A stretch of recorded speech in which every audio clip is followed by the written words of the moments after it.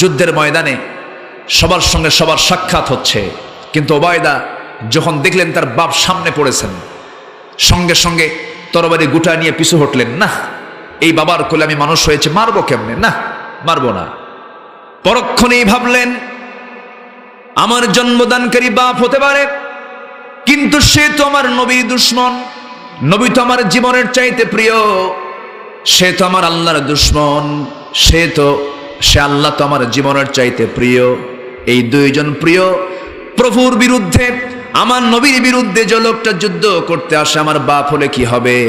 সে তো ইসলামের দুশ্মন এটা মনে করে তরবারিটা কোষমুক্ত করে ইউটার্ন হয়ে ঘুরে দাঁড়ায়া বাবাকে বাবা না মনে করি শিরকের প্রতীক মনে করে গর্দান বরাবর গলা বরাবর তরবারি হাঁকায়া দিয়েছে, মস্তক সিটকে পড়ে গেল, বাপ দুনিয়া থেকে বিদায় নিয়ে নিল। যুদ্ধের ময়দানে সবার মুখে হাসির ঝিলিক, বদর যুদ্ধে মুসলমানদের বিজয় হয়ে গেছে, কিন্তু ওবায়দার মুখে হাসি নাই, কান্নাই তিনি ভেঙ্গে পড়ছেন। রাসূল বলছেন সাহাবীরা রে, আমার ওবায়দার চোখে পানি কেন? কি হয়েছে? আমার ওবায়দাকে তোমরা কি করেছো হুজুর? ওবায়দার বাপ যুদ্ধে মারা গেছে। আহারে, ওবায়দার বাপকে তোমরা কারা মেরেছ? ঠিক করো না আমার প্রিয় সাহাবী ওবায়দা। সঙ্গে সঙ্গে সাহাবীরা বলছেন ইয়া রাসূলুল্লাহ, ওবায়দার বাপকে আমরা কাউকে মারি নাই, ওবায়দার বাপকে ওবায়দা নিজেই দুনিয়া থেকে বিদায় করে দিয়েছে। আমার নবীজি সঙ্গে সঙ্গে বলছেন ওবায়দারে আমার বুকে জোরে, আমার বুকের দিকে আয়। আমার নবীজি তাকে বুকের সঙ্গে আলিঙ্গন করে নিয়ে বললেন ওবায়দা, আজকে তুমি তোমার প্রেম যা দেখাইছো, তোমার মোহাব্বত, তোমার ভালোবাসা সবচাইতে আল্লাহর দিকে বেশি, নবীর দিকে বেশি, এটার বাস্তব প্রমাণ তুমি আজকে মিলায় দিয়েছো ওবায়দা। আল্লাহর 8টা জান্নাত তোমার জন্য বরাদ্দ হয়ে গেছে, জোরে কোন সুবহানাল্লাহ। উহুদ যুদ্ধের দিনে এই ওবায়দা আমার নবীজিকে যখন রক্তাক্ত অবস্থায় পেলেন, আমার নবীজিকে রক্তাক্ত করে দিয়েছে, কাফের মুশরিকরা দাঁত ভেঙে দিয়েছে, নবীর মাথার মধ্যে হেলমেটের লোহা ঢুকেছে, আমার নবীজির কপালের, আমার নবীজির গালের মধ্যে শিরস্থানে লোহা বিদ্ধ হয়েছে, তাকে শুয়ে রাখা হয়েছে। আমার নবীর পাশে গিয়ে আস্তে করে ওবায়দা আস্তে করে গিয়ে বসে পড়লেন। ওবায়দা কাঁদতে কাঁদতে বলছেন ইয়া রাসূলুল্লাহ, আমি কি আপনার কপালের লোহাটা বের করতে পারি না? হ্যাঁ তুমি বের করে দাও ওবায়দা, তুমি বের করো। ওবায়দা ইবনুল জাররাহ নবীর পাশে বসে হাত দিয়ে একটু পরখ করলেন কেমন করে লোহাটা বের করব, কান্দেন আর চিন্তা করছেন লোহাটা কেমন করে বের করি।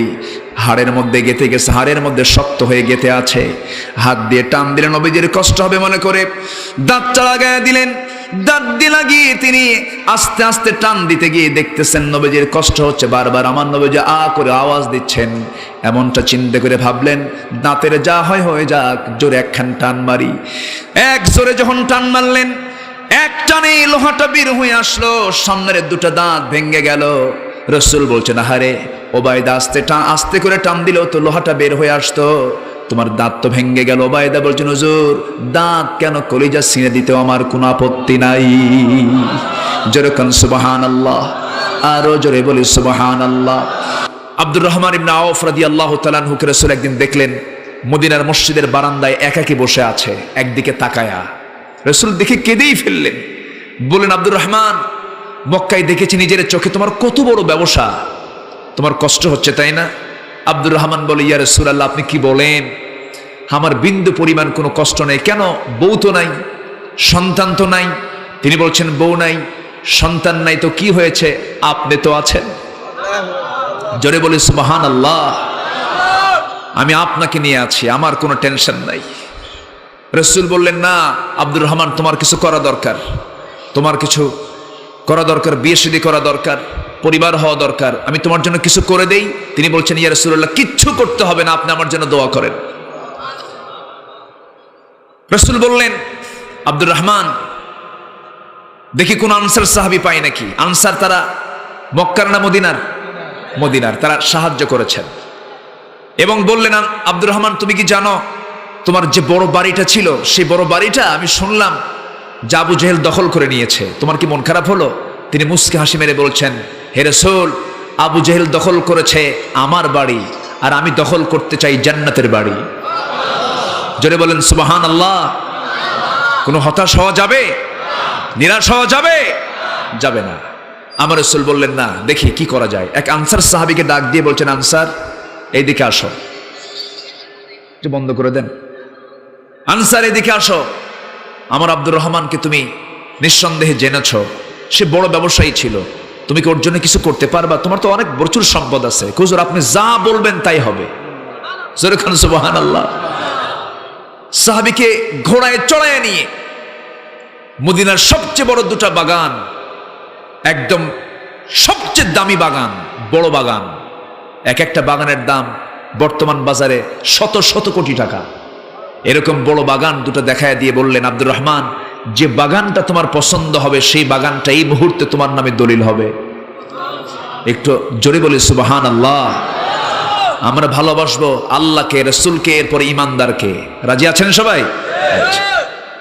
এবার আব্দুর রহমান বিন আওফ বলছেন, ভাইরি আর তুমি কি করতে চাও বলো। এবার বলতেছে আব্দুর রহমান, বাগান তো দিয়ে দিলাম, এবং এই মক্কার কোনো মেয়ের বাবা তোমাকে বিয়ে দেবে না তোমার সঙ্গে, কারণ তোমার ঘর নাই, বাড়ি নাই, টাকা নাই, পয়সা নাই। আমার দুইটা স্ত্রী আল্লাহ দান করেছেন, যে কোনো একটা স্ত্রী আমি তালাক দেব, তুমি তাকে বিয়ে করে নিবা। আব্দুর রহমান ইবনে আওফ এই কথাগুলো শুনে ওই সাহাবীকে বুকের সঙ্গে জড়িয়ে ধরে বলছে, ভাই যতটুকুন বলেছ কলেজা ঠান্ডা হয়ে গেছে, তালাকও দেওয়া লাগবে না, বউটা নিয়ে তুমিই থাকো, বাগানও নেওয়া লাগবে না আমার, আমাকে ছোট্ট একটা বাজার দেখিয়ে দাও, ব্যবসাটা শুরু করে দাও, আমি ব্যবসা করতে চাই। ব্যবসা শুরু হয়ে গেল। ব্যবসা করতে করতে রাসূল যে দোয়া করে দিয়েছেন বরকত পেতে লাগলেন। কয়েক রতি সোনা কামাই হয়ে গেল। কয়েক রতি সোনা কামাই করে সেই সোনাটা জড়ো করে নিয়া মোহরণার টাকা ধার্য করে একজন মেয়েকে দেখতে গিয়ে বন্ধু বান্ধবদেরকে নিয়ে, সাহাবে কেরাম কয়েকজনকে নিয়ে বিয়ে শাদী সম্পন্ন করলেন। ৩-৪ দিন পর নতুন পোশাক, নতুন সুগন্ধি নিয়া নবীর দরবারে হাজির হয়েছেন হাসি মুখে। আমার নবীজি আব্দুর রহমান ইবনে আওফকে দেখে মুস্কি হাসি মেরে বলছেন, আব্দুর রহমান রে, আজকে দেখি তোমাকে নতুন নতুন দেখা যায়। সেই দিন দেখলাম কেমন তোমার মরা মরা মুখ, আজকে দেখি তোমার সুন্দর চেহারায় নূর চলে এসেছে। আব্দুর রহমান, তুমি কিছু করছো নাকি? তিনি কিন্তু আশার মুবাশশির একজন সাহাবী ছিলেন। জান্নাতের সংবাদ 10 জন মানুষ পেয়েছেন পৃথিবীতে, তার মধ্যে আব্দুর রহমান ইবনে আওফ একজন। তিনি বলছেন, আব্দুর রহমান, এরকম দেখা যাচ্ছে কেন? তোমাকে আজকে সুন্দর দেখাচ্ছে কেন? সুন্দর পোশাক তোমার গায়ে কেন? কি হয়েছে তোমার? তুমি কি করলে বলো তো? হুজুর, আপনি দোয়া করেছেন, ব্যবসায় বরকত পেয়েছি, বিয়ে শাদী করে নিয়েছি। রাসূল মুস্কি হাসি মেরে বললেন, বিয়ে করলাম তুমি, দাওয়াত পেলাম না আমি। তুমি বিয়ে করলে আমারে দাওয়াত দিলে না। আব্দুর রহমান ইবনে আওফ মুস্কি হাসি মেরে বলছেন, ইয়া রাসূলুল্লাহ, আপনাকে যে দাওয়াত দেব সেই সময়টাই পাই নাই। মেয়ে দেখতে গেছি, বন্ধু বান্ধব নিয়ে চয়েস হয়ে গেছে, বিয়ে করে ফেলছে, হুজুর মনি ছিল না। সুবহানাল্লাহ বলবেন না? সহি বর্ণনা, রাসূল দাওয়াত পান নাই। বিয়ের সময় কিন্তু অনেক সময় মূল লোকও দাওয়াত পায় না, আছে না? এরকম হয় না? অনেক সময় হয় না? মুরব্বীরা এখন এরকম হয় না? হয় না? বিয়ের উকিলও দাওয়াত পায়, অনেক সময় এরকম হয়ে যায়। আমার নবী জীবন খারাপ করলেন না, কারণ আমার নবী তো আমাদের মতো এরকম সংকীর্ণ না। আমার নবী তো এরকম না যে তুই আমার দাওয়াত দিলি না, যা, তোর সঙ্গে আমার কোনো মিলই নেই। এরকম আছে না নাই বলেন তো? নবী জীবন অক্ষুণ্ণ হননি। আব্দুর রহমান ইবনে আওফকে বলেন, তুই বিয়ে করলে আমারে বললা না, যাক সমস্যা নেই, বিয়ে করেছ, এটা জরুরি। যুবকদের বিয়ে করার দরকার আছে না নাই? আছে না নাই? আছে। আমার নবীজি তার জন্য দোয়া করে দিলেন। আমার নবীজি বললেন, ও আব্দুর রহমান, তুমি যে মোহরনা দিয়েছো সেই মোহরনার টাকা তুমি কোথায় পেলে? হুজুর, ব্যবসা করে কয়েক রতি সোনা কামাই করেছি।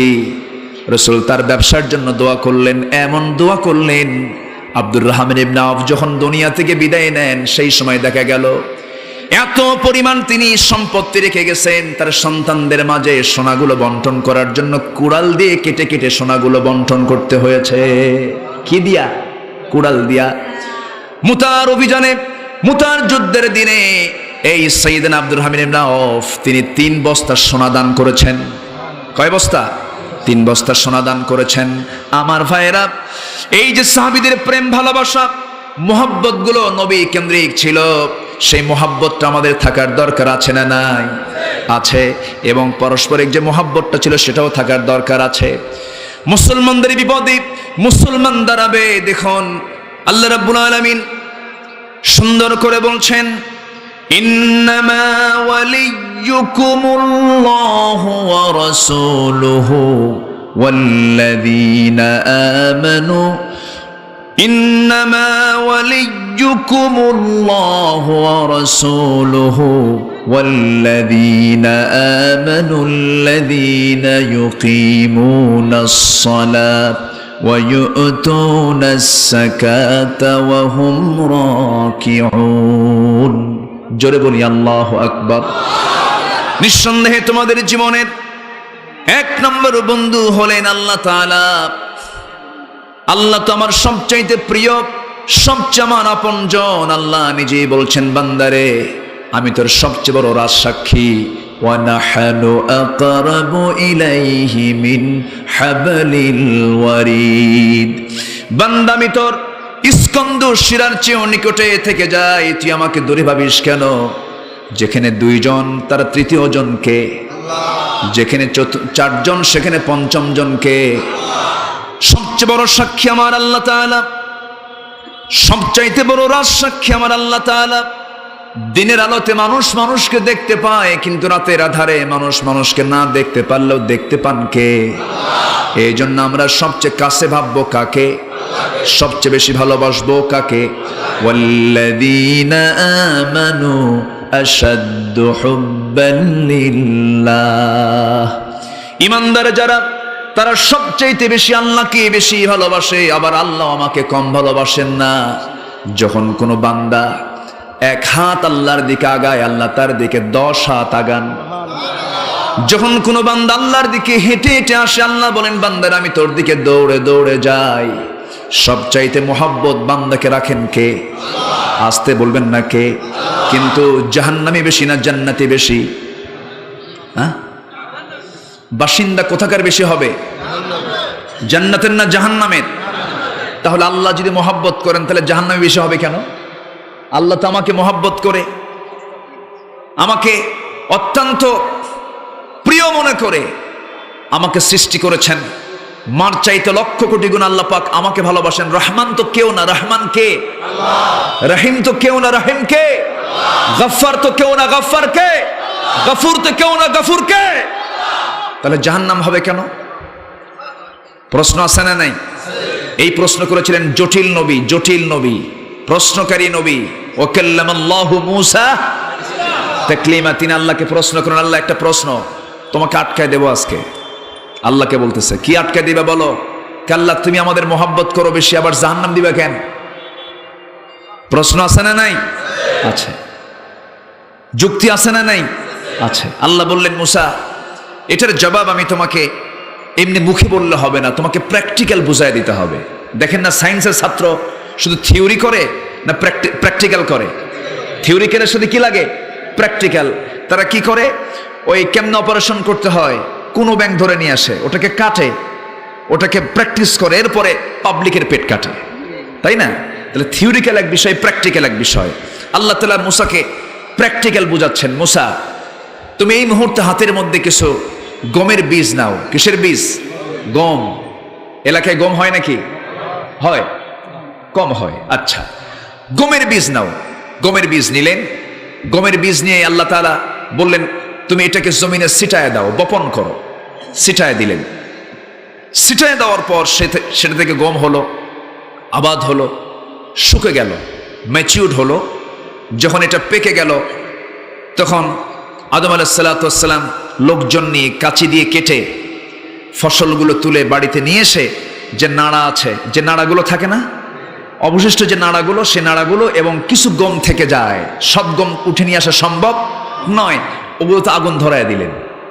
আল্লাহ বললেন, মূসা তুমি আবাদ করে সে আবাদে আবার আগুন ধরায় দিলা কেন? কাল্লা, আবাদে তো আগুন ধরায় দেই নাই, যেটা আবাদ হওয়া দরকার সেটা তুলে নিয়ে আসছি।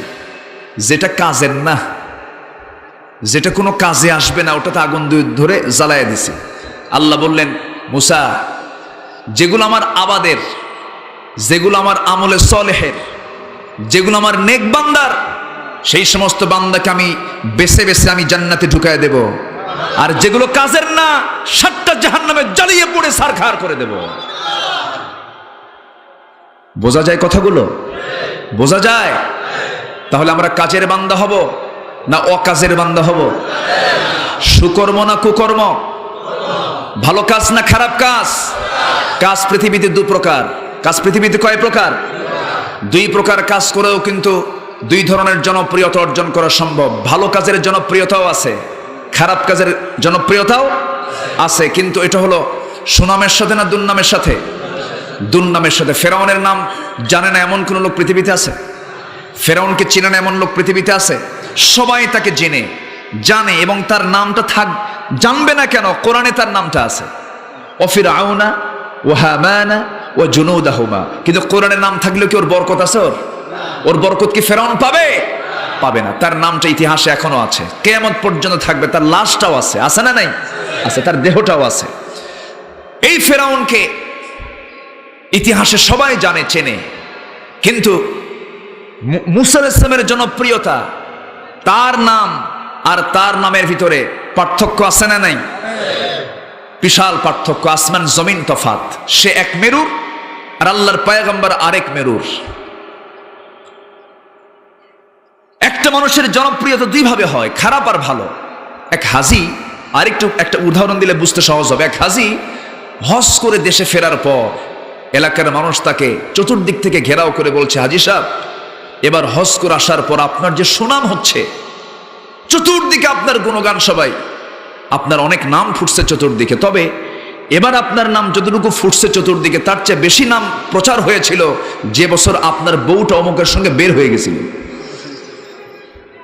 আমার কথা কি বুঝতে পারছেন? তাহলে নাম প্রচার হওয়ার ক্ষেত্রে দুটা দিক, একটা হলো খারাপ দিক, আর একটা কি দিক? একটা খারাপ দিক, আর একটা কি দিক? ভালো দিক। তো ফেরাউনের নামটা ফুটেছে ভালো দিকে না খারাপ দিকে? খারাপ দিকে। এই জন্য তার নামের কোনো লোক দুনিয়াতে খুঁজে পাওয়া যায় না। মুসার নাম আছে না নাই? এখানে মুসা নামের লোক নাই? দেখি কে আছে মুসা? একটা মুসা খুঁজে পাচ্ছেন, এটা কথা হলো নাকি? কই মুসা? হ্যাঁ, আশেপাশে আছে। আচ্ছা, ইব্রাহিম কই? ইব্রাহিম, এই যে ইব্রাহিম, দেখেন হাত তুলছে, ওই যে ইব্রাহিম। বলি আলহামদুলিল্লাহ। তিনটা ইব্রাহিম, বাপ ছাড়া কি হয়? তিন বাপ আছে এখানে। বলি আলহামদুলিল্লাহ। মুসা আছে, ইব্রাহিম আছে। দেখি আইয়ুব আছে নাকি? আইয়ুব, ও যে আইয়ুব একজন তুলছে। যাই হোক, এরকম নবীদের নাম খুঁজে পাওয়া যাবে। দেখি নমরুদ কই? নমরুদ, নমরুদ নামে কেউ আছে? তাহলে ওর নাম ইতিহাসে আছে না নাই? কিন্তু ওর নাম রাখার মতো লোক পৃথিবীতে একটা লোক নাই। কেন জানেন? এটার কারণ হলো সে ছিল জালিম। সে কি ছিল? নমরুদ কি ছিল? ফেরাউন কি ছিল? আবু জেহেল কি ছিল? আজকেও যারা ওই স্টাইলে যারা জুলুম করছেন, আপনাদের নাম ইতিহাস থেকে একদিন মুছে যাবে। সম্মানিত ভাইয়েরা, শর্ত হলো আমরা ভালো কাজ করব। রাজি আছেন? আমরা ইমানদার হতে চাই, আমরা ইমানদার, আমরা ভালো কাজ করব। জোরে বলি ইনশাআল্লাহ। মাহফিল, হ্যাঁ সমস্যা? জি জি, মাহফিল এই যে চলে আমার দেশে আবহমান কাল ধরে, এই মাহফিল চালু থাকা দরকার না বন্ধ হওয়া দরকার? মাহফিল শুনলে মানুষের হৃদয় পাষাণ হয় না নরম হয়? বেনামাজি হয় না নামাজি হয়? শিক্ষা এখানে খারাপ হয় না ভালো হয়? কোন এক বুদ্ধিজীবী বললেন, কি জীবী? আবার কোন? 16 GB, 32 GB, 64 GB, 128 GB, 256 GB বুদ্ধিজীবী, তাই না? এই তো কোন এক বুদ্ধিজীবী বললেন, এদেশের আবহমান কাল ধরে দেশীয় সংস্কৃতি, যাত্রা, পালাযাত্রা, নাটক, থিয়েটার, এরপরে লোকসঙ্গীত, এগুলো চলে আসতেছে, কিন্তু আজ এগুলো হেরে যাওয়ার পথে। তার বক্তব্য হলো, এটা হেরে যাওয়ার কারণ হলো ওয়াজ মাহফিলগুলো হওয়া। আচ্ছা, ওয়াজ মাহফিল হওয়ার কারণে তো বন্ধই হবে, কারণ ওগুলো তো ভালো কাজ না, ঠিক কিনা? যাত্রায় কি সওয়াব হয়? যাত্রায় মঞ্চে দাঁড়ায় নাচে কে? পুরুষ না মহিলা? পুরুষ না মহিলা? এটা কি মুমিনদের কাজ না আবু জেহেলের কাজ? আবু জেহেল বদর যুদ্ধের দিনে নায়িকে নিয়ে এসে যোদ্ধাদের চাঙ্গা করার জন্য নৃত্য পরিবেশন করেছিল। যেরকম নাউজুবিল্লাহ। আর সেই কাজ যারা করে তাদেরকে সাপোর্ট দিয়ে বলে এটা নাকি ওয়াজ মাহফিলের অন্তরায়। আমরা খারাপকে দেখতে চাই না, আমরা খারাপকে লালন করতে চাই না, আমরা ভালোকে প্রতিষ্ঠা করতে চাই, ভালোর সঙ্গে থাকতে চাই। ইসলামকে নিয়েও বাজে কথা বলা হয়। ইসলাম তো কারো বাবার সম্পত্তি না যে এখানে থাকবে না এখানে থাকবে, রাষ্ট্রে থাকবে না এখানে থাকবে ওখানে থাকবে। ইসলাম কি নড়াচড়া করার জন্য তোমার ইজারা দিছে? তুমি কেটে ইজারা পাইছো যে তুমি এই জাতীয় কথা বলবে? ইসলাম ছিল, আছে, থাকবে, তুই থাকবি না, ঠিক কিনা? ইসলাম কার? আমাদের ধর্মের নাম কি? ইসলাম বড় না দুনিয়ার অন্য কিছু বড়? দুনিয়ার অন্য কিছু বড় না ইসলাম বড়? দুনিয়ার নেতা বড় না ইসলাম বড়? দুনিয়ার দল বড় না ইসলাম বড়? ইসলাম বড়। আজকে নিজেদের ধর্মকে আমরা যতটুকু দাম দেই, নিজের ধর্মকে আমরা যতটুকু প্রাধান্য দিই, আমাদের ধর্মকে আমাদের প্রাধান্য দেওয়া হয় না। কোন ধর্মের মানুষই ধর্মকে প্রাধান্য দেয় না এখন, অধিকাংশই, সবাই বলবো না, অধিকাংশই। কেমনে দেখেন, আজকে সবচেয়ে বড় ধর্ম হয়ে গেছে রাজনৈতিক দল। আমার কথা কি বুঝতেছেন? সবচেয়ে বড় ধর্ম কি হয়ে গেছে? রাজনৈতিক দল। হিন্দু তার হিন্দুত্ব ছাড়তে রাজি, দল ছাড়তে রাজি না, আছে না? বৌদ্ধ তার বৌদ্ধত্ব ছাড়তে রাজি, কিন্তু দল ছাড়তে রাজি না। খ্রিস্টান তার খ্রিস্টানি সমস্ত সিস্টেম ছাড়তে রাজি, তার দল ছাড়তে রাজি না। মুসলমান তার ইসলাম ছাড়তে রাজি, কিন্তু দল ছাড়তে রাজি না, আছে না? নয়? কথা কি বোঝা যায়? আকলমন্দ ইশারা বাসাত। আমি এর চাইতে বড় ভাষায় আর কিছু বলতে চাই না। সমস্ত গোলামি ছেড়ে ইসলামের দিকে চলে আসেন, সমস্ত মত পথ ছেড়ে ইসলামের দিকে চলে আসেন। আপনার দুনিয়ার কোনো দল, দুনিয়ার কোনো নেতা আপনাকে জান্নাতের রাস্তা দেখাতে পারবে না। ইসলাম নিয়ে যাবে আপনাকে জান্নাতের দিকে, কোরআন নিয়ে যাবে আপনাকে জান্নাতের দিকে। আমার বন্ধুকে আসতে বলবেন, আমার বন্ধুকে। এক জায়গায় না সব জায়গায়? দুনিয়ার বন্ধু বিপদে থাকে, থাকে বন্ধু বিপদে, কে বন্ধু তুমি থাকো আমি যাই। দুনিয়ার বউ বিপদে থাকে না। এই করোনার সময় ইতালি থেকে স্বামী ফেরত আসতেছে দেশে, স্বামীর ঘর থেকে পালায় চলে আসছে বাপের বাড়ি, কয় তুমি থাকো আমি আর যাব না। কি ঠিক আছে না? এগুলো মনে আছে না আপনাদের? স্বামী থুয়ে বউ পালায়, বউ থুয়ে স্বামী পালায়। এই দুনিয়ার ক্ষণিকের জিন্দেগিতে যদি এমনটা হতে পারে আমার বন্ধুগণ, এরপরে মৃত্যুর পর কবরের জিন্দেগি আছে, এরপরে পুলসিরাত আছে, এরপরে হাউজে কাউসার আছে, এরপর আমার আপনার সামনে হাসরের ময়দান আছে। এই সমস্ত কঠিন জায়গাগুলোতে আমার সবচেয়ে বড় বন্ধু হবেন তিনি কে? আসতে বলবেন না তিনি কে? আল্লাহ ছাড়া কোনো গতি নাই আমার আপনার। এজন্য সবার আগে চিনবো কাকে? আসুন আমরা আল্লাহকে চিনে নেই। রাজি আছেন তো? রাত তো গোটা পড়েই আছে, সমস্যা কোথায়? কারো কোনো আপত্তি নাই তো?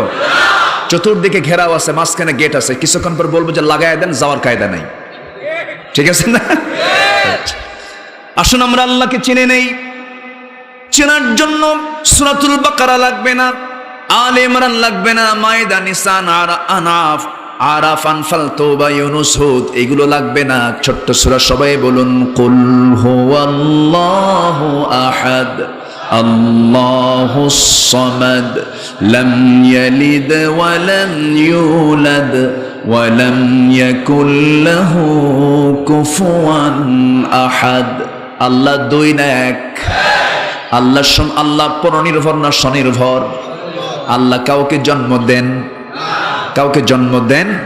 কারো থেকে জন্ম হয়ে এসেছেন? তার সমকক্ষ কেউ আছে নাকি? সূরা কাউসার, সূরা ইখলাস শেষ হয়ে গেল। আল্লাহর কি পরিচয়ের মধ্যে আল্লাহ রাব্বুল আলামিন দিয়েছেন, কিন্তু এর সঙ্গে প্যাঁচ লাগায় দেয় খ্রিস্টানরা, এর সঙ্গে প্যাঁচ লাগায় দেয় ইহুদিরা। খ্রিস্টানরা বলে কি? ওয়াকালাতিল ইয়াহুদু উযাইরুন ইবনুল্লাহ ওয়াকালাতিন নাসারাল মাসীহু ইবনুল্লাহ। ইহুদিরা বলে ওযাইর হলো আল্লাহর ছেলে। যেরকম আরো জোরে। খ্রিস্টানরা বলে ওয়াকালাতিন নাসারাল মাসীহ ইবনুল্লাহ, ঈসা হলো আল্লাহর ছেলে। জোরে বলেন নাউজুবিল্লাহ। তাদের এই সমস্ত কথাগুলোর কোনো ভিত্তি আছে নাকি? আস্তে কোন আছে ভিত্তি নাই? তাদের কি ঈমান আছে নাকি? তাদের কোনো ভিত্তি আছে নাকি? তাদের কোনো মূল্য আল্লাহর কাছে আছে নাকি?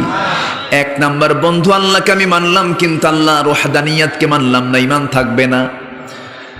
আল্লাহকে মানলাম, রাসূলকে মানলাম না, তা হবে না।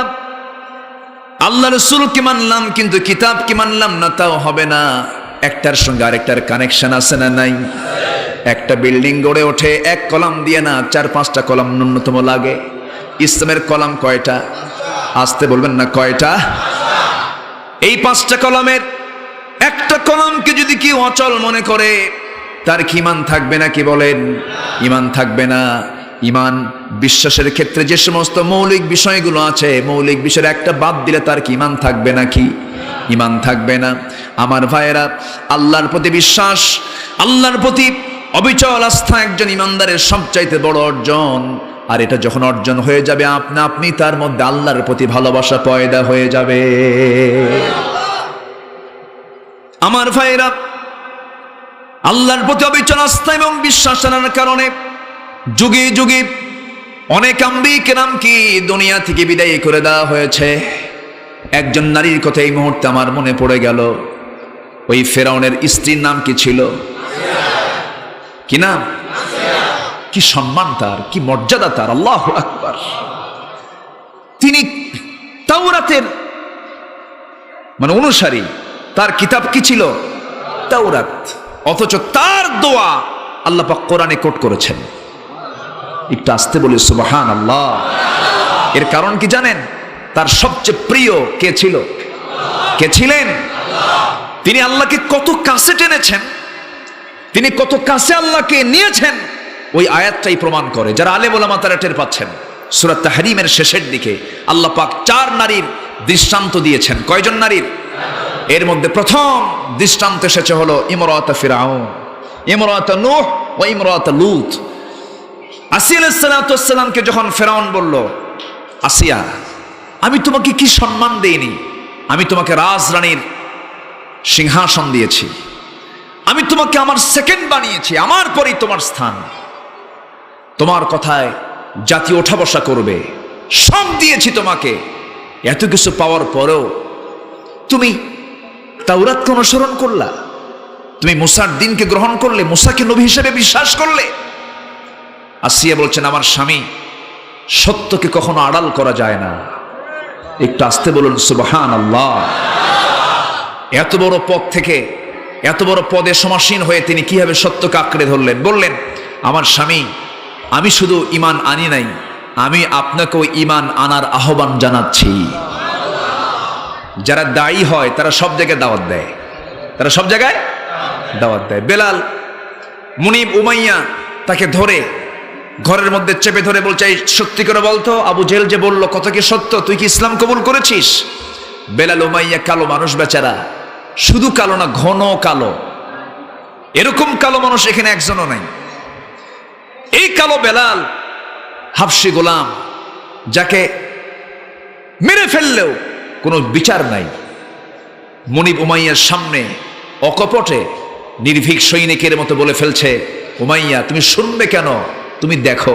কি দেখাবি তুই? বেলাল বলছেন, আশহাদু আল্লা ইলাহা ইল্লাল্লাহু ওয়াহদাহু লা শারীকা লাহু ওয়া আশহাদু আন্না মুহাম্মাদান আবদুহু ওয়া রাসূলুহু। বুকে কোনো ভয় আছে নাকি? যে আল্লাহকে ভালোবাসবে তার বুকে অন্য কোনো ভয় আসবে নাকি? বলেন। বিন্দু পরিমাণ কোনো ভয় পেলেন না। উমাইয়া বলে ফেলল, বেলাল রে, তুই তো আমার সঙ্গে কোনোদিন বেয়াদবি করিস নাই, কিন্তু আজকে তোর এমন ধরনের সাহস কি দিয়ে দিল? বেলাল বলছে, ও আমার মুনিব উমাইয়া, আমি তোমাকে খুব ভালোবাসি, তুমিও কালেমা পড়ো। একটু আসতে বলে সুবহানাল্লাহ। ঢেকি স্বর্গে গেলেও, এলাকায় এই কথা আছে নাকি? ঢেকি স্বর্গে গেলেও বাড়া বাঁধে না?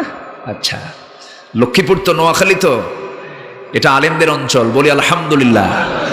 এই এলাকায় এসে ওয়াজ করা সহজ না, এলাকার প্রত্যেকটা জনগণই আলেম। আলহামদুলিল্লাহ বলেন, জোরে বলি আলহামদুলিল্লাহ। প্রতিটি মাহফিলে যখন যায় আমি প্রাণ পাই, জানেন? এদেশের সমস্ত আলেম ওলামা যত জেলায় মাহফিল করতে গিয়ে যতটুকু মজা পান, তার চাইতে বেশি মজা পান হলো নোয়াখালী, লক্ষ্মীপুরে। কেন জানেন? শ্রোতাগুলো আলেম, শ্রোতাগুলো তারা জ্ঞানী। আলহামদুলিল্লাহ বলেন, এটা মজা পাওয়া যায়। পিছনে কথা হচ্ছে, স্কুলে মনে হয় নড়াচড়া হচ্ছে, একটু পিছনের আওয়াজগুলো বন্ধ করে দেন। সম্মানিত ভাইয়েরা, আমাকে শুনতে পাচ্ছেন তো সবাই? আচ্ছা, বেলাল উনি জানেন যে আমাকে উমাইয়া যে কোনো মুহূর্তে মেরে ফেলতে পারে, কিন্তু উনি কি ভয় পেয়েছেন? ওনার দিলে কার ভয়? যার দিলে আল্লাহর ভয়, দুনিয়ার কোনো ভয় থাকতে পারে? থাকতে পারে না। এই দিলের ভিতরে আল্লাহ ছাড়া কোনো ভয় ঢুকানোই হলো শিরক। ভয় ঢুকানো কি? শিরক। কোনো ভয় ঢুকানো যাবে না। সম্মানিত ভাইয়েরা, সম্মানিত উপস্থিতি, শেষ পর্যন্ত উমাইয়া বলল, তুই কি জানিস আমি তো কি করতে পারি? বেলাল বললেন, মেরেই ফেলতে পারো, আর কি হবে? এর চাইতে বেশি কিছু হবে না তো। কিভাবে তারা জান্নাতকে কিনে নিয়েছেন, জোরে বলি সুবহানাল্লাহ। রেগে ক্ষেপে গুসায় ফেটে পড়ে উমাইয়া নিজেকে জব্দ ভেবে, আমি অপমানিত হলাম, থাপ্পড় মেরে জমিনে ফেলে দিয়া, খেজুর গাছের পাকানো রশি দিয়া জীবজন্তুর মতো গলার সাথে দড়ি শক্ত করে বেঁধে টেনে হেঁচড়ে তপ্ত বালুর উপরে চিৎ করে শুয়ে রেখে পাথর চাপা দিয়ে বলছে, বেলাল ইসলাম ছাড়বি না? ছেড়ে দে। বেলালের মুখ থেকে আসতেছে, কুল হুয়াল্লাহু আহাদ। উমাইয়া আর পারে না, উমাইয়া ক্লান্ত, মারতে মারতে ক্লান্ত। শেষ পর্যন্ত রাগের ঠেলায় বুকের উপরে বসে মুখের মধ্যে বাম হাত ঢুকায় দিয়া জিহ্বা টেনে বের করে বাবলা গাছের কাঁটা ঢুকায় দিয়া বলছে, জিহ্বা বন্ধ করলাম, জিকির করবি কেমনে? বেলাল ইঙ্গিত দিয়ে বলছে, নখ উঁচু করে বলছে, আমার দিলে আল্লাহর নামটা আমি লিখে দিয়েছি। আমার নবীজির কানে সংবাদ চলে গেল, মক্কার হাওয়া ভালো না, যাকে পায় তাকেই মারে। আবু জেহেলের সন্ত্রাসী বাহিনী লেলিয়ে দিয়েছে অসহায় সাহাবীদের ঘাড়ে। আমার নবীজি যান ওই দিক দিয়ে ইয়াসের পরিবারকে মারতেছে, ওই দিক দিয়ে যান আরেকজনকে ধরে পিটাচ্ছে, রিমান্ডে নিচ্ছে। আমার নবীজি বললেন, আবু বকর, আল্লাহ তোমাকে প্রচুর সম্পদের মালিক বানিয়েছেন, যাও না তুমি বেলালকে মুক্ত করে আনো, যত টাকা লাগে, যত স্বর্ণ মুদ্রা লাগে লাগুক, আমার বেলালকে তুমি মুক্ত করে আনো। বেলালকে দেখলে আমার কলিজা ভরে যায়। আমার রাসূল সাইয়েদনা বেলালের জন্য অস্থির হয়ে গেলেন। সঙ্গে সঙ্গে আবু বকর দৌড় মেরে চলে গেছেন উমাইয়ার কাছে, গিয়ে বলছেন, উমাইয়া রে, তোরা তো দুনিয়া চাস, আমার বেলালকে মুক্ত করার জন্য তুই যা চাবি আজকে আমি তাই দেব। স্বর্ণ মুদ্রা যা চেয়েছে তার ডাবল তার মুখের উপরে নিক্ষেপ করে বেলালকে মুক্ত করে আমার নবীর সামনে হাজির করে দেওয়া হলো। আমার নবীজি তার আপাদ মস্তক বারবার চেয়ে চেয়ে দেখতেছে আর বলছেন, বেলাল চিন্তা করবি না, তো রক্ত যখন এই জমিনে পড়েছে, বেলাল দেখবি এই জমিনে আল্লাহর দিন কায়েম হয়ে গেছে। জোরে বলি সুবহানাল্লাহ, আরো জোরে সুবহানাল্লাহ। আমার নবীজি কাবার চত্বরে দাঁড়ান। কাবার চত্বরে দাঁড়িয়ে ভাবলেন, আমি ভিতরে গিয়ে একটু নামাজ পড়বো। কাবার ভিতরে নামাজ পড়লে মজা কম না বেশি? কাবার চাবিটা আছে হলো আবু জেহেলের নিয়ন্ত্রণে, ওসমান বিন তালহার কাছে। ওসমানকে ডাক দিয়ে বলছেন, ওসমান, কাবার চাবিটা আমাকে দাও। ওসমান বলছেন, না, অসম্ভব ব্যাপার। এই কথা বলি বেয়াদবি করে রসুলকে ধাক্কা মারলো। রসুল মুখ থুবড়ে পড়ে গেলেন। আমার নবী আস্তে করে দাঁড়িয়ে বললেন, ওসমান, আমাকে ধাক্কা মেরে ফেলে দিলা? তুমি কি জানো ওই কাবার চাবি একদিন আল্লাহ আমার হাতে তুলে দিবেন? জোরে বলি সুবহানাল্লাহ। ওসমান বিন তালহা থরথর করে কাঁপা শুরু করছে। মুহাম্মদ যা বলে তাই তো হয়, সে তো কোনোদিন মিথ্যাবাদী হতে পারে না, অবশ্যই তার হাতে চাবি চলে আসবে। এখন ওসমান বিন তালহা বলছে, মুহাম্মদ বিন আব্দুল্লাহ, আমি তোমাকে চাবিটা দিতে পারি, তবে শর্ত হলো এই নিউজ যেন আবু জেহেলের কানে না যায়। আল্লাহু আকবার বলবেন না? আমার নবীজি বলেন, কেউ জানবে না, তুমি আমাকে দাও না, কাবার মালিকের সাথে আমি একটু প্রেম করতে চাই, একটু সেজদা দিতে চাই। দরজা খুললেন, তালা খুললেন, ভিতরে ঢুকে দেখেন সেজদা দেওয়ার জায়গা নাই। কুরাইশরা মূর্তিগুলো দিয়ে গোটা কাবা ভরায় ফেলছে। 360টা মূর্তি সব জায়গা দখল করেছে, সেজদা দেওয়ার জায়গা নাই। আমার নবীজির ভিতরে মেজাজ জাগ্রত হলো, ভাবলেন সব ভেঙ্গে চুরে চুরমার করব, কিন্তু উপায় তো নাই, ক্ষমতা কার হাতে? তখন মক্কা চালায় কে? কে চালায়? ওর হাতে প্রশাসন, পারতেছেন না। আমার নবীজি মাথা নিচু করে আবার আসলেন, বের হলেন, অপেক্ষা করলেন আল্লাহ এই দিন কখন আসবে। এই দিন আসতে তাকে বদর পাড়ি দিতে হয়েছে, দেশ ছাড়তে হয়েছে, উহুদের ময়দানে দান্দে মোবারক শহীদ করতে হয়েছে, মুতার যুদ্ধে সাহাবে কেরামকে শাহাদত বরণ করতে হয়েছে। সাহাবীদের শাহাদতের অর্জনের মধ্য দিয়ে মক্কা বিজয় হয়েছে। আল্লাহর জমিনে দিন কায়েমের জন্য শুধুমাত্র মিষ্টি খাওয়া সুন্নতের এই সুন্নত আদায় করে জমিন আল্লাহর দিন কায়েম হবে না। আল্লাহর দিন কায়েম হতে হলে, কায়েম করতে হলে নবীজির দাঁত ভাঙ্গা সুন্নতকে বরণ করতে হবে। মুসলমান সবাইকে রাজি আছো? রাজি আছো? কারা কারা হাত উঁচু করে দেখাও।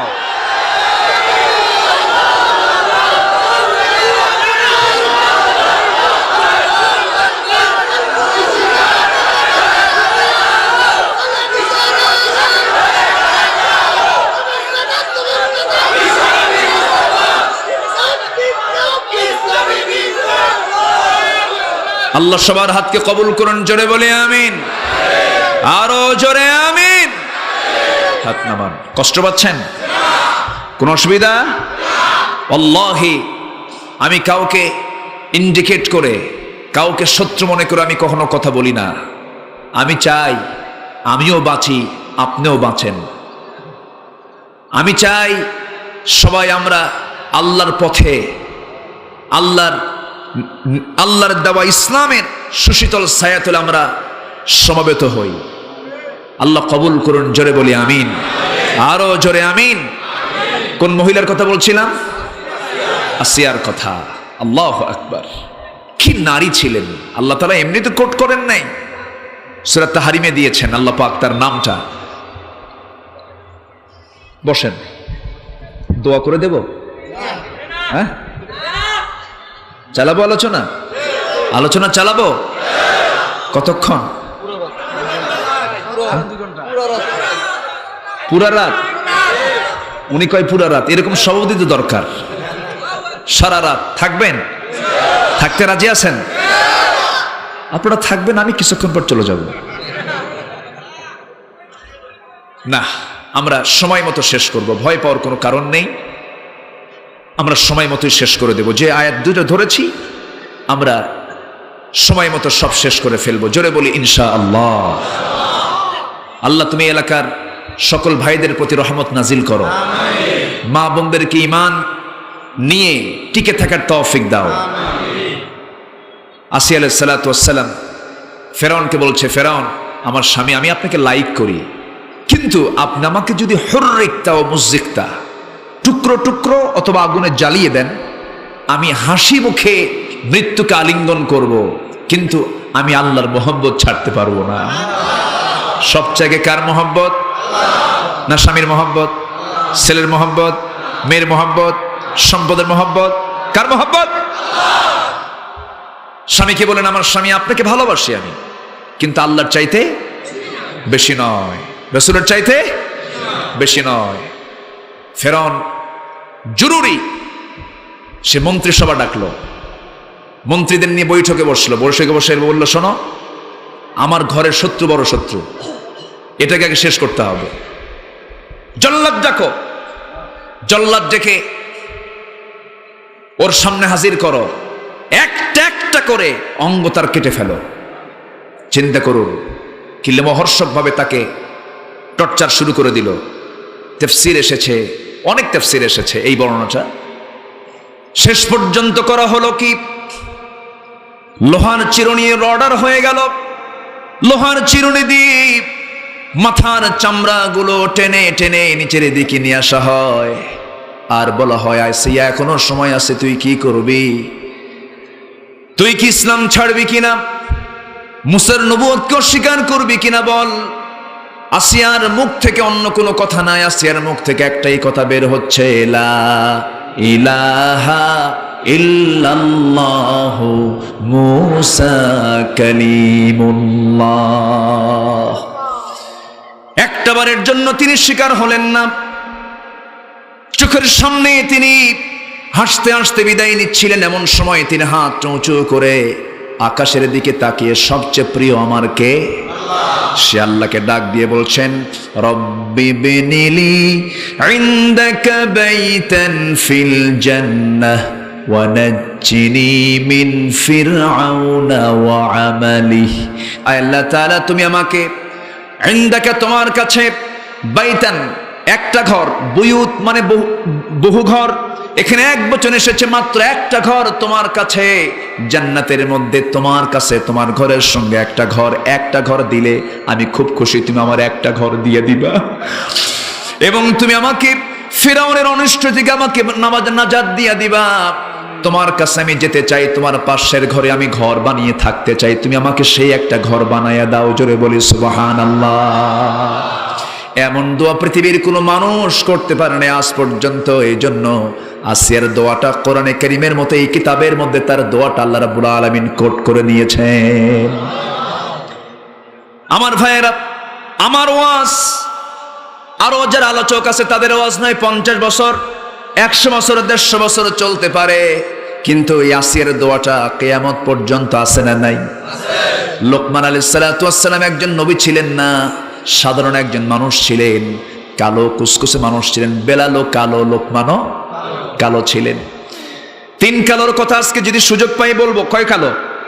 3 কালোর কথা বলবো আমরা। 2 কালো অলরেডি মুখে উচ্চারণ হয়ে গেছে, 1 কালোর কথা বলে দিয়েছে। কালো হলো ভিতরটা তার কি? সাদা। আল্লাহ তাআলা বাইরে দেখবেন না ভিতরটা দেখবেন? ভিতরটা দেখবেন, কারণ তাদের মহব্বত ছিল সবচেয়ে কার সাথে বেশি? আল্লাহর সাথে বেশি।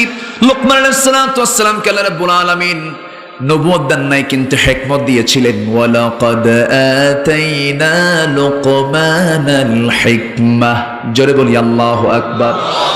আমি লোকমানকে হিকমত দান করেছিলাম। দুনিয়াতে তার তেমন কোনো পরিচিতি ছিল না। একটা মানুষের বাহ্যিক দিক থেকে যত নেগেটিভ সাইড তার সব ছিল। যেমন খাটো ছিলেন, চামড়াগুলো কালো ছিল, খসখসে ছিল, পায়ের গোড়ালি ফাটা ছিল। ফাটা পায়ের লেপের কাপড় কি ঠিক থাকে নাকি?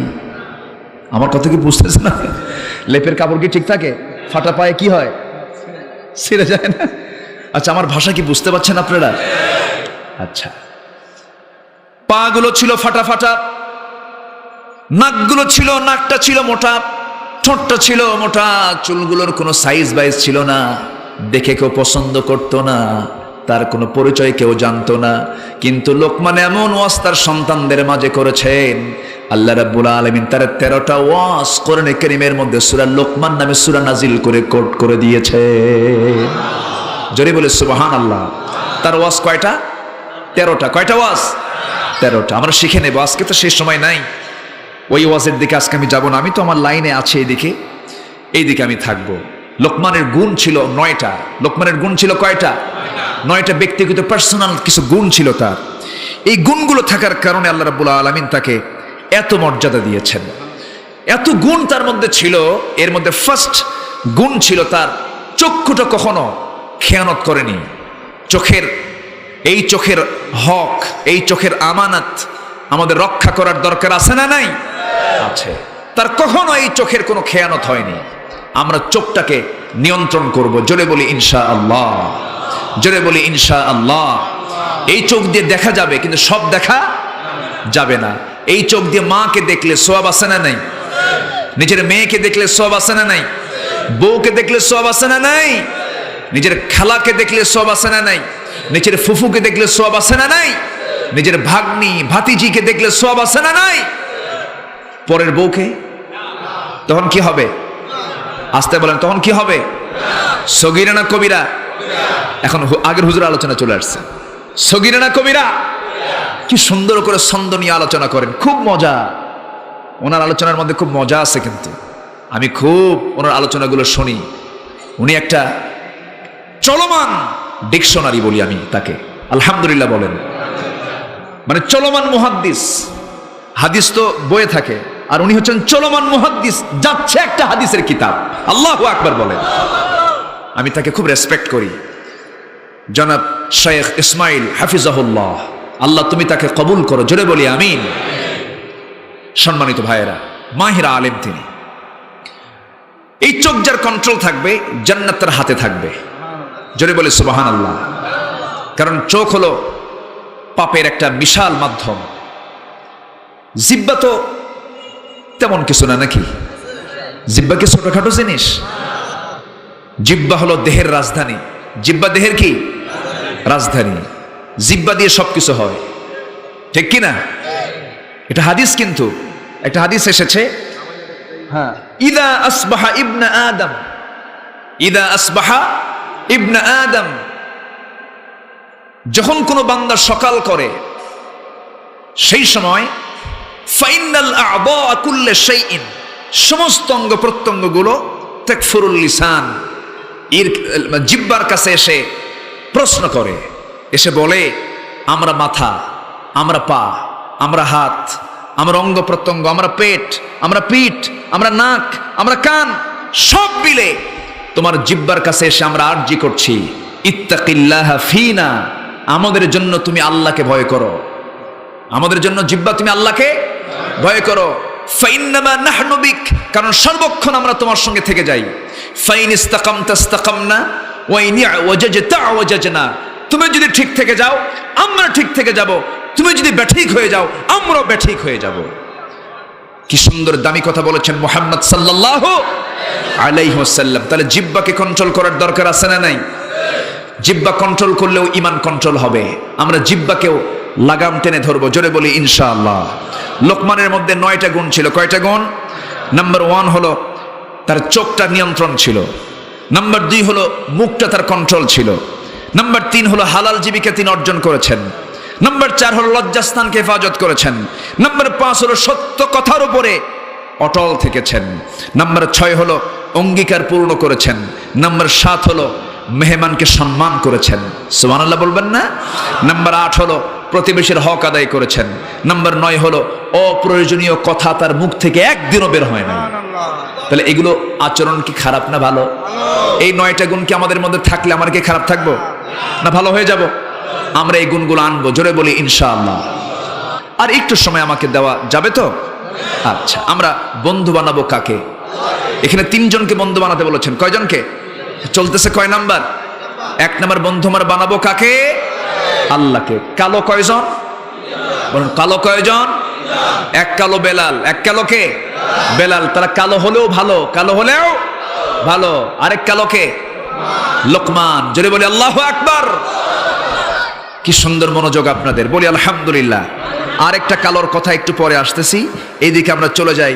2 নাম্বার বন্ধু আমরা কাকে বানাবো? আমার 2 নাম্বার বন্ধু কেউ না, মুহাম্মদ সাল্লাল্লাহু।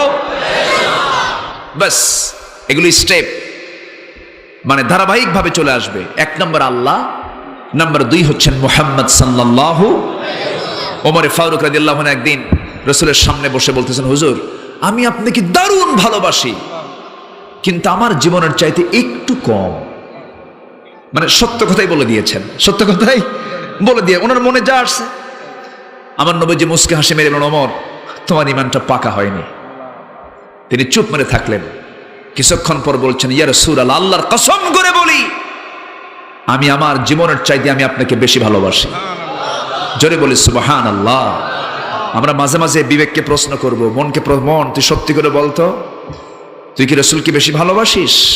যদি জবাব আসে হ্যাঁ, তাহলে ভাবতে হবে আমার ভালোবাসা ঠিক আছে, আমার ভালোবাসা ঠিক আছে। আমরা মাঝে মাঝে প্রশ্ন করব, রাজি আছেন তো? নফসকে বলবো, নিজেকে বলবো, তুমি কি রাসূলকে বেশি ভালোবাসতে পেরেছো নিজের জীবনের চাইতে? যদি উত্তর আসে হ্যাঁ, তাহলে ভাবতে হবে আমার ঈমানটা পোক্ত আছে। বলি আলহামদুলিল্লাহ।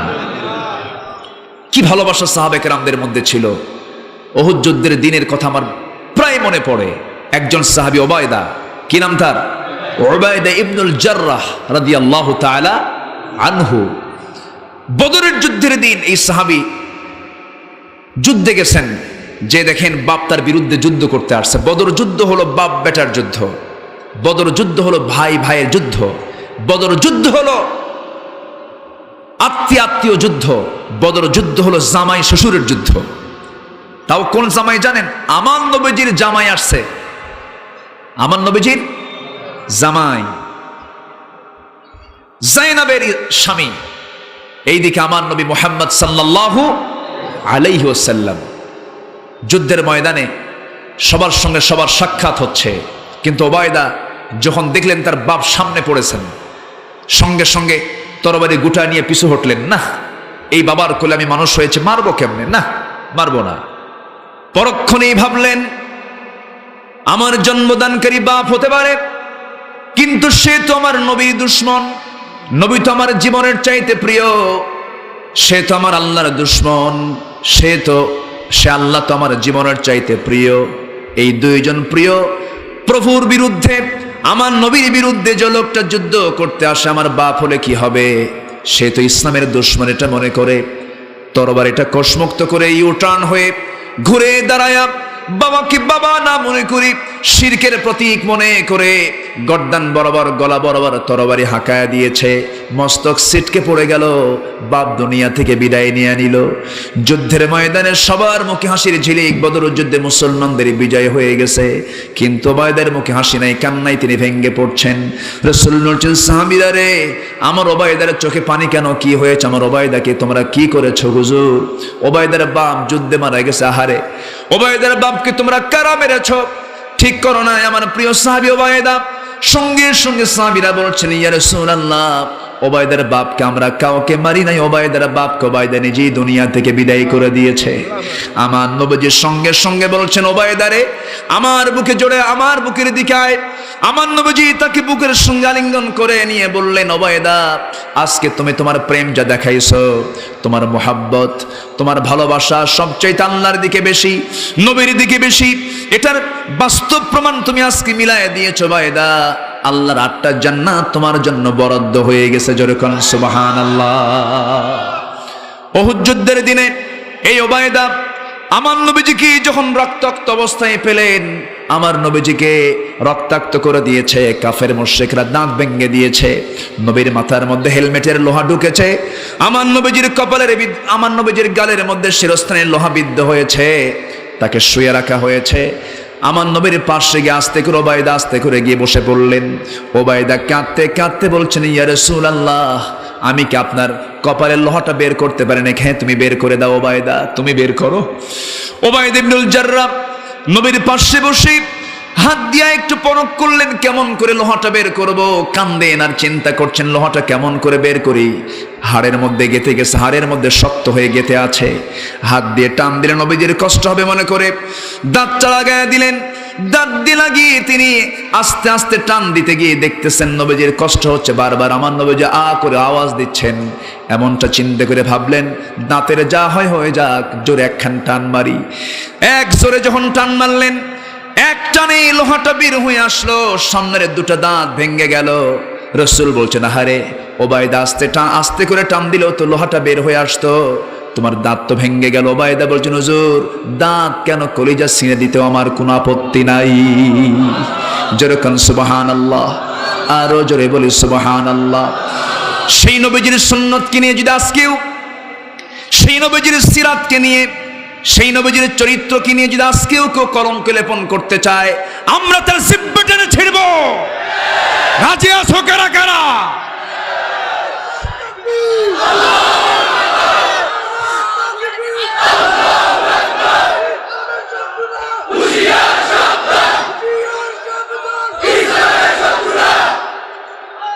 আল্লাহ সবাইকে বোঝার তৌফিক দান করুন, জোরে বলে আমিন। আজ আমার দেশে বুক উঁচু করে রসুলকে কটাক্ষ করে কথা বলে, বুক উঁচু করে রাজপথে হাঁটা চলাফেরা করে, আছে না নাই? সময় আসবে, জোরে বলি ইনশাআল্লাহ, জোরে বলি ইনশাআল্লাহ। আল্লাহ সবাইকে বোঝার তৌফিক দান করুন। তুমি আমার বাপকে গালি দাও আপত্তি নাই, আমি ধৈর্য ধরবো, আমাকে গালি দাও ধৈর্য ধরবো, থার্ড পার্সনকে গালি দাও ধৈর্য ধরবো, আল্লাহকে নিয়ে রাসূলকে নিয়ে কোনো কথা বললে কোনো আপিল চলবে না। এটা আমার অস্তিত্ব, এটা আমার কি অস্তিত্ব, অস্তিত্বকে আমার বিলীন হতে দেব না। রাজি আছেন সবাই? সবাই রাজি আছেন তো? আল্লাহ কবুল করুন, আল্লাহ কবুল করুন। সম্মানিত ভাইয়েরা, সম্মানিত বন্ধুগণ, নাম্বার 3 আমরা ভালোবাসবো হলো পরস্পরকে। যারা বসে আছে এখানে আমরা সবাই ইমানদার। আমরা কি কষ্ট হচ্ছে মনে হয় আপনাদের? এত ভালো মানুষ খুব কম পাওয়া যায়। আল্লাহ তুমি আমার ভাইদেরকে কবুল করে নাও। ইমানদারকে আমরা ভালোবাসবো। আমার যে ভাইয়ের মধ্যে ইমান থাকবে সে আমার অনেক কাছের ভাই।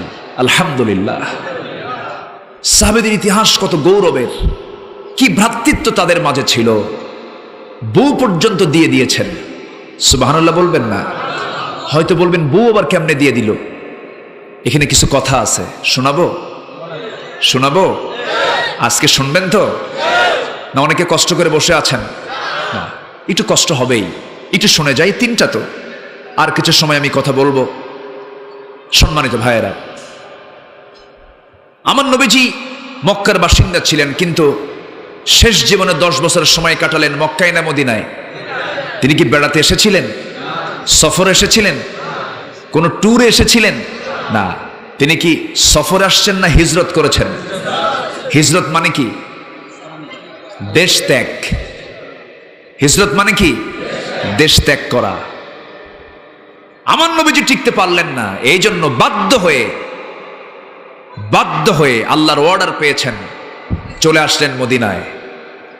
আমার নবীজি একা আসছেন না সাহাবীরাও আসছেন? না সাহাবীরা বলছে হুজুর আপনি একাই যান, আপনার ইসলাম না, আপনি থাকেন, এরকম বলছে না। রাসূল যখন চলে আসলেন, ওমরে ফারুক জানেন না। ওমর ফারুক কি ওই রাত্রে যে তিনি বের হয়েছেন, ওমর ফারুক জানেন না। সকালবেলা বলতেছে নবী কোথায়? রাসূল তো নাই, হিজরত করেছেন। রাসূল কোথায়? আমার রাসূল কোথায়? পাগল হয়ে গেছেন। যে সোজা আবু জেহেলের বাড়ির সামনে গিয়ে বলে, আবু জেহেল রাসূল কই? আমার রাসূল কোথায় বল। আবু জেহেল বলে জানেন। জানিস না কেন? আল্লাহু আকবার বলবেন না? সিংহের মতো গর্জন দিয়ে বললেন জানিস না কেন? তরবারি উঁচু করলেন এবং বললেন যে মক্কায় রাসূল নাই, সে মক্কায় আমিও নাই, আমিও থাকবো না। ভালোবাসা না হলে আজকে আমরা ইসলামটাকে এই অবস্থায় পেতাম না। সুবহানাল্লাহ বলবেন না? ওমরে ফারুক সব কিছু ছেড়ে দিয়া শূন্য হাতে মক্কা থেকে মদিনার দিকে রওনা করলেন। যে সাহাবীটা গতকাল ছিলেন লক্ষ লক্ষ কোটি কোটি টাকার মালিক, সেই সাহাবী বউকে বললেন বউ চলো। বউ বলল আমি যাব না, আমি আমার বাপদাদার ধর্ম ছাড়বো না। কাচ্চা থাকো। ছেলেকে বললেন ছেলে চলো, যাব না। মাকে ছাড়বো না, থাকো। সব ছেড়ে চলে গেলেন মদিনা। এরকম সাহাবীদের ত্যাগ ইসলামের জন্য আজ এই রেজাল্ট এনে দিয়েছে, ঠিক কিনা? চলে গেলেন। আব্দুর রহমান ইবনে আওফ রাদিয়াল্লাহু তাআলা আনহুকে রাসূল একদিন দেখলেন মদিনার মসজিদের বারান্দায় একাকী বসে আছে, একদিকে তাকায়া। রাসূল দেখে কেঁদেই ফেললেন। বললেন আব্দুর রহমান, মক্কায় দেখেছি নিজের চোখে তোমার কত বড় ব্যবসা, তোমার কষ্ট হচ্ছে তাই না? আব্দুর রহমান বলে ইয়া রাসূলুল্লাহ আপনি কি বলেন?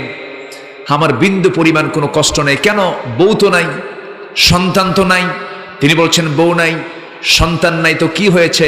আপনি তো আছেন। জোরে বলি সুবহানাল্লাহ। আমি আপনাকে নিয়ে আছি, আমার কোনো টেনশন নাই। রাসূল বললেন না আব্দুর রহমান তোমার কিছু করা দরকার, তোমার কিছু করা দরকার, বিয়ে শাদী করা দরকার, পরিবার হওয়া দরকার, আমি তোমার জন্য কিছু করে দেই। তিনি বলছেন ইয়া রাসূলুল্লাহ কিচ্ছু করতে হবে না, আপনি আমার জন্য দোয়া করেন। রাসূল বললেন আব্দুর রহমান দেখি কোন আনসার সাহাবী পাই নাকি। আনসার তারা মক্কার না মদিনার? মদিনার। তারা সাহায্য করেছেন এবং বললেন আব্দুর রহমান তুমি কি জানো তোমার যে বড় বাড়িটা ছিল সেই বড় বাড়িটা আমি শুনলাম যে আবু জেহেল দখল করে নিয়েছে, তোমার কি মন খারাপ হলো? তিনি মুস্কি হাসি মেরে বলছেন হে রাসূল আবু জেহেল দখল করেছে আমার বাড়ি, আর আমি দখল করতে চাই জান্নাতের বাড়ি।